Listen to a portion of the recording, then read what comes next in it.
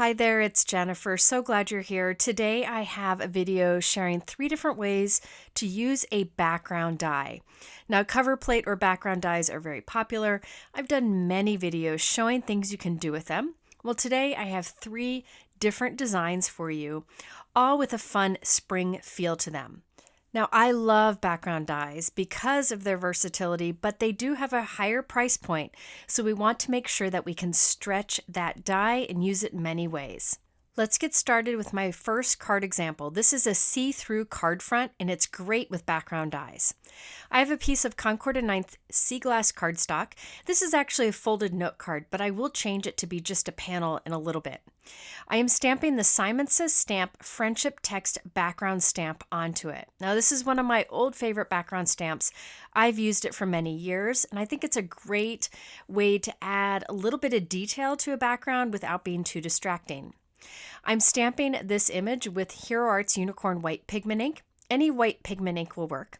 And I stamped it twice. Now keep in mind this is a light color cardstock with a light color ink, so it'll be very subtle. But I wanted to add some shine to that stamping.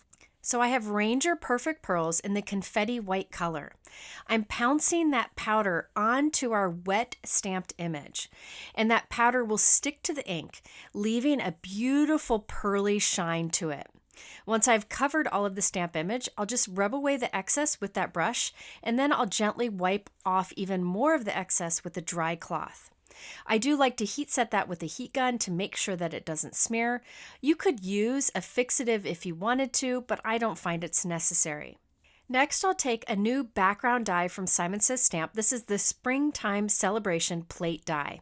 And I'm cutting that from the front of this. Now, remember I said that I made that a note card, but I ended up changing my mind, and I'm just using it as an A2 panel.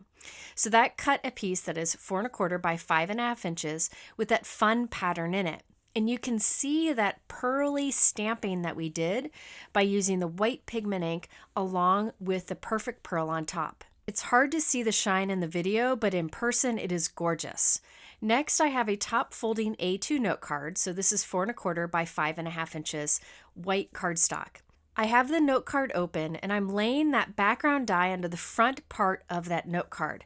Notice that the top edge of that die is hanging off the die cutting plates. That way, the top edge of the die doesn't cut.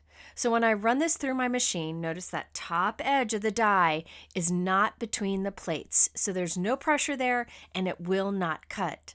This is something that you can do with a variety of background dies to create a note card that has holes in the front of it. Now this blue piece I could go ahead and glue on the front right now, but I'm not really sure if I want to use it or leave it white. So I'm just going to hold it there with magnets as I do the next step. It is not glued there, but in the end, I end up gluing it there, so I could at this point if I wanted to. All right, so now we're going to do some die cut inlay. But what happens is when we put our little die cuts into those little openings, it'll actually get glued to the inside of the card.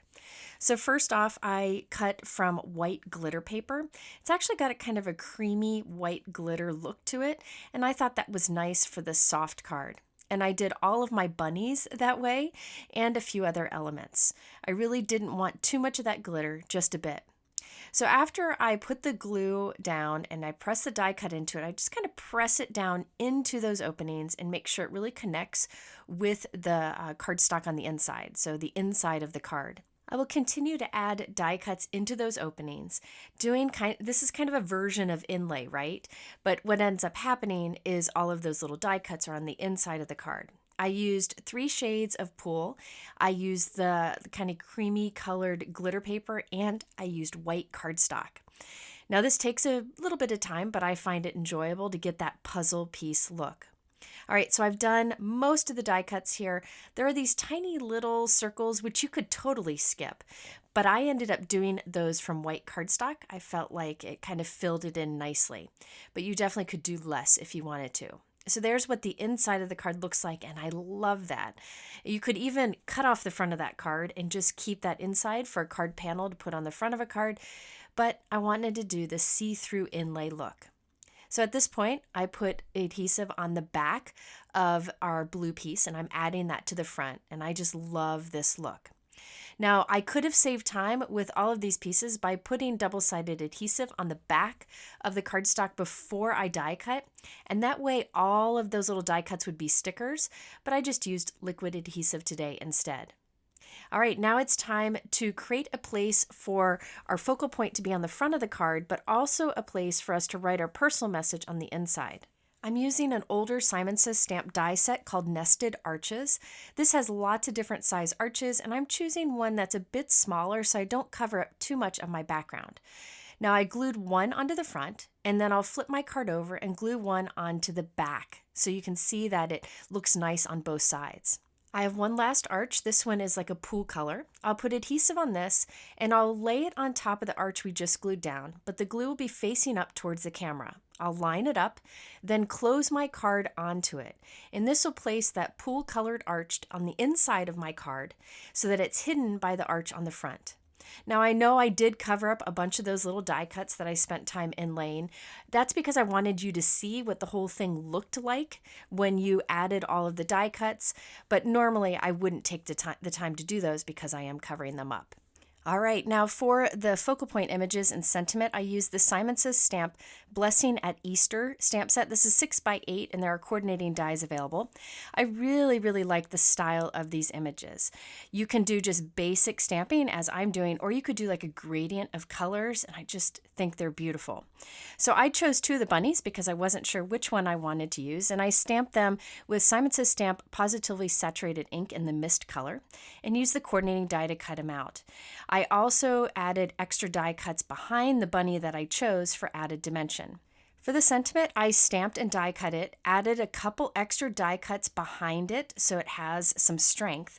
Then I used a little bit of Altenew foam tape. I really like the different widths and thicknesses this tape is now available in. I put a thin strip on the back. And notice that it doesn't go all the way to the top of my sentiment, which is actually towards the bottom of the screen. That way I can tuck the bunny under it a little bit. So I first put down the greetings. Now I'm going to tuck that bunny down under the greetings so it looks like he's kind of sitting on there.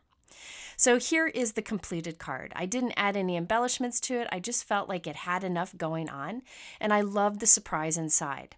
Now you could keep this simple by not doing the inlay and instead just have the front be see-through, or you could do a traditional inlay card and not do the see-through front. I like that you have the options with dies like this. And there you can see the place to write your personal message, and I just think it's such a fun surprise and definitely different than something you would buy at the store. I don't think you can really see it in the video, but there is that text stamping on the background along with that pearly shine that we got from the pigment powders. And it just adds just a special touch to it in person. And then of course we have the glitter bunnies, which also adds a bit of sparkle. Let's move on to my next card example. This one is a shaker card, and it's actually very easy to do and works great with background dies like this one. Let's start out by creating that frame that's around the edge. Now there are a few different ways you can do this, but the way that I chose to do is to take two dies that are close in size, the bigger one being 4 1/4 by 5.5 inches. These two dies are from the Waffle Flower A2 piercing die set. You can see they cut an outside edge and then faux piercing on the inside edge. And when you cut them together, you end up with the frame with that faux piercing line. Next, I have one of my leftover backgrounds from the last card that we made, and I'm putting liquid adhesive over the back of it, and I will place a piece of clear packaging. This is just recycled, or you could buy acetate, and place that onto the back. Now, if I were making this card from scratch and not using a leftover background, I would have first put double-sided tape onto the blue cardstock, then die cut it, and that way all I would have to do is peel off the release paper and stick it to the acetate. It would save a bit of time. Now I've put adhesive on the back of my frame, and I'm placing that onto the front of our blue background. So this is an entire card front. It's 4 1/4 by 5.5 inches. So this will be a full card size shaker card. Next, I'm cutting a slightly darker piece of blue cardstock to be slightly smaller than 4 1/4 by 5.5 inches. And I'm again stamping that friendship text stamp with white pigment ink. And I will add that Confetti white Perfect Pearl pigment powder. Once I take all the excess off, I can put that back into the jar, and then I take a dry cloth just to remove any remaining shine, and what's left behind is text with that shine. You can see it better on this darker background. It is gorgeous in real life. You could spray this with a fixative if you want to, or just a mist of water, but I just leave it as is after heat setting it. All right, now on to the back of our card front. I will put foam tape around where the frame is. I'm using 1/4 inch wide Altenew foam tape that is 1/8 of an inch thick, and this is perfect for shaker windows. Makes it super easy to do. Again, I really like Altenew foam tape, and I like that it's available in different widths and thicknesses now. As far as what goes inside of the shaker window, I thought about using these great new sequins from Simon Says Stamp. It's the Mix Pastel Ice. I think this would be beautiful in here, beautiful, but I changed my mind and decided to instead use clear gems and also some pool color sequins. But I wanted to show those because I think they'd be beautiful. Because the front of our shaker window is so big, I wanted some supports around the middle so that it doesn't completely kind of flatten in or kind of bow in. So I just cut tiny little pieces of foam tape and I just put it here and there. I think it just gives it a bit of support. Then around those little foam pieces, I added some different sequins and some different gems, basically going for a tone-on-tone look here, nothing too distracting. Once I have filled in part of the background with as much as I can, I will remove the release paper from all of that foam tape and place our background with the stamped image down onto it. And there we have our full front shaker card. I will then, of course, add it to a top folding 4 1/4 by 5 1/2 inch white note card. Now I did go and add the little flower centers onto the acetate. I love how these look like they're floating against the background. There are so many ways you could change up this card. It doesn't take that long to make. You could do maybe ink blending either on the front or the back of that shaker window. You could do a gold frame, so much you could do. Now I kept the rest of this very simple. I added a blessed die cut sentiment. This is a new die set from Simon Says Stamp, and I just really like how you can team it up with a variety of different sentiments underneath the word. And I used all blue color cardstocks here. I didn't add any black or metallic. I just wanted that softer look. If you look closely, you can see that pearly stamping on the inside of those little shaker windows and all the little bits moving around. Okay, we have my third and final card, and on this one I created a lot of texture using both the background die and an embossing folder. So I have my Spellbinders Platinum 6 here and a piece of white cardstock that I'm misting with some water. I have my die cut machine set up with this flexible embossing mat that will allow me to make an impression or dry emboss with the die instead of cutting with it. I'll put that cardstock onto the flexible mat and then the die and run this through. Again, this will not cut because of that flexible mat and instead will make an impression that gives such an amazing look. So check this out. It just gives this kind of pillowy or quilted look to a plain piece of cardstock. Now for the focal point on this card, I am using this little bunny. It's the Huggable bunny dies from Simon Says Stamp. I first cut it out from white cardstock and kept the pieces together. And I'm coloring the belly and the ears with a light pink marker. I also will color the nose with the pink, and then I'll put black over the eyes. Now I'm not staying in the lines. Here's a little trick for you. You then die cut it again. Just keep the outline pieces alone and glue that on top of the other. That allows the pink and the black to just show through in the right spots. At this point, I had a few elements, but I wasn't really sure how to pull it together. I originally was going to cut a blue arch and add it onto our white embossed background, and that's what I'm kind of playing around with here. But I wanted to make it a little different. So instead of adding an arch on top, I will cut an arch from a piece of white cardstock, mist it with water, and do that dry embossing or impression with the die technique again. So now I have a window on the front of this panel. So the other panel I'll save for later on. The reason I started over is I needed to die cut the arch window, then make the impression with the die. If I made the impression with the die first, then die cut the window, it would flatten that impression. Now for the inside of this window, I wanted a different texture on that blue piece. So I die cut a blue cardstock arch that's a bit bigger than the one that I used to create the window on the front of our panel. I'm putting that into a new Simon Says Stamp embossing folder called Wavy Waves.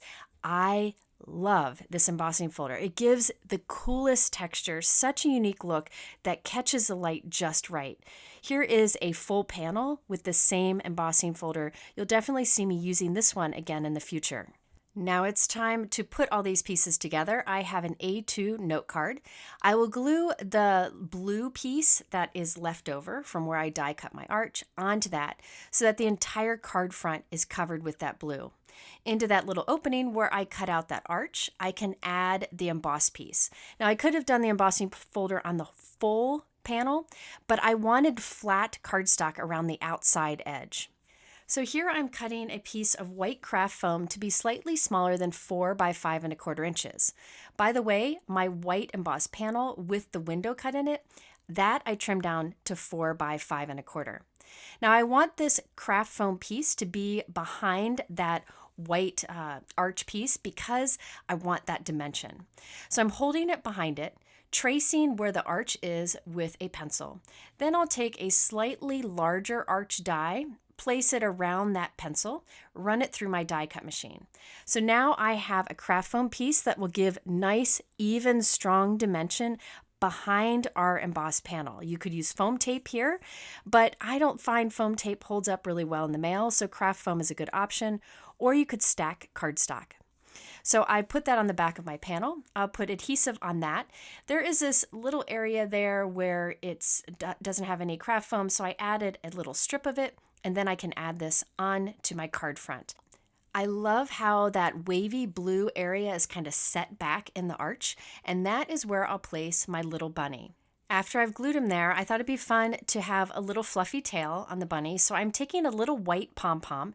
I'll hold it between my fingers and carefully cut one side of it to be flat. That will allow me to glue it on better to the card, and it'll keep it from being too bulky. Another option here is to just die cut a white felt tail and add that. So here is a look at the completed card. I stamped spring from the stamp set that I showed you earlier, the Easter Blessing stamp set, with black ink and used the coordinating die to cut it out. And I stamped hello from an older stamp set and added it to the spring greeting. You can see all of the texture here. It really didn't take long to put this card together, but because I combined different textures and some dimension, it really stands out. All right, so there is a shorter video for you showing 3 different ways to use a background die. At the end here, I'll link to other videos that I've done with background dies if you're looking for more ideas.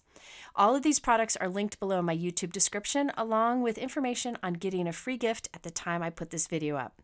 Thank you so much for spending this time with me. I hope you have a great day, and I'll see you soon.